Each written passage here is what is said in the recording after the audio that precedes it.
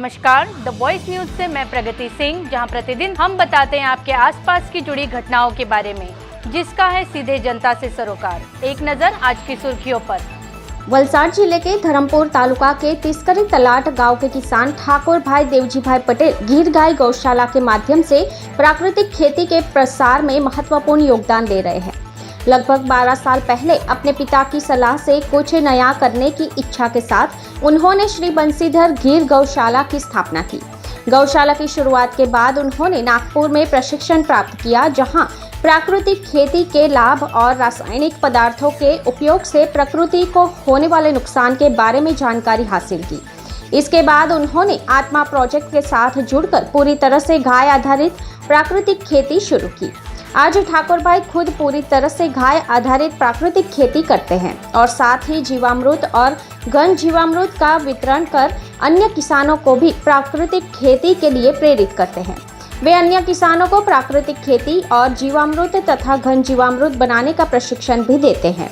इस किसान को 2015 में पशुपालन विभाग द्वारा सर्वश्रेष्ठ गौशाला और 2019 में सर्वश्रेष्ठ आत्मा किसान पुरस्कार से सम्मानित किया जा चुका है। ठाकुर भाई राज्य सरकार और आत्मा प्रोजेक्ट की सहायता के लिए आभार व्यक्त करते हैं और अन्य किसानों को भी प्राकृतिक खेती के लिए प्रेरित करते हैं। दी वॉइस न्यूज के लिए ओलिवर ठक्कर की रिपोर्ट। माરું नाम ઠાકોરભાઈ દેવજીભાઈ પટેલ છે।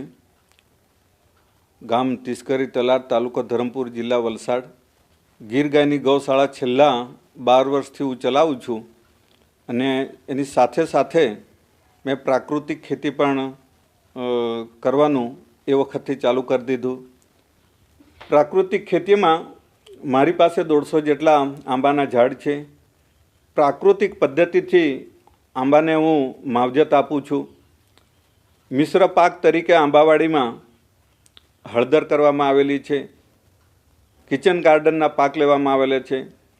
એની અંદર જુદા જુદા આયુર્વેદિક રોપાઓ પણ રોપવામાં આવેલા છે અને સિઝન પ્રમાણે કઠોળ છે, ડાંગર છે, એ પણ પ્રાકૃતિક ખેતીથી હું કરું છું કે જે અમને પોતાના આખા કુટુંબ માટે પ્રાકૃતિક ખેતીની નિર્વાહ થાય। અને આંબાવાડી છે એ મારા આટલા ઝાડમાંથી બધો ખર્ચ કાઢતા કમસે કમ મને 2.5 લાખ રૂપિયા જેટલી મને આવક થાય છે। અને ગાયનું જે બાય પ્રોડક્ટ છે એનાથી પણ મને 2.5 લાખ જેવો ખર્ચો કાઢતા નફો થાય છે। એટલે મારું જે ટોટલ પ્રાકૃતિક ખેતી ગૌશાળા છે એના થકી મને વર્ષ દિવસે 5 લાખ રૂપિયાનો નફો થાય છે। મને 2015માં વલસાડ જિલ્લાના શ્રેષ્ઠ પશુપાલક તરીકેનો પણ એવોર્ડ આપવામાં આવેલો છે। 2019માં શ્રેષ્ઠ ફાર્મર આત્માના વલસાડ જિલ્લા તરીકે પણ મને એવોર્ડ આપવામાં આવેલો છે। અને મારી ગૌશાળા પર વખતો વખત સેમિનાર કરીને પ્રાકૃતિક ખેતી અને બાય પ્રોડક્ટના સેમિનાર કરવામાં આવે છે અને લોકોને પ્રાકૃતિક ખેતી તરફ વળવાનો પ્રયત્ન કરવામાં આવે છે। खबरों में बने रहने के लिए तो वॉइस न्यूज को सब्सक्राइब करें और बेल आइकन दबाएं।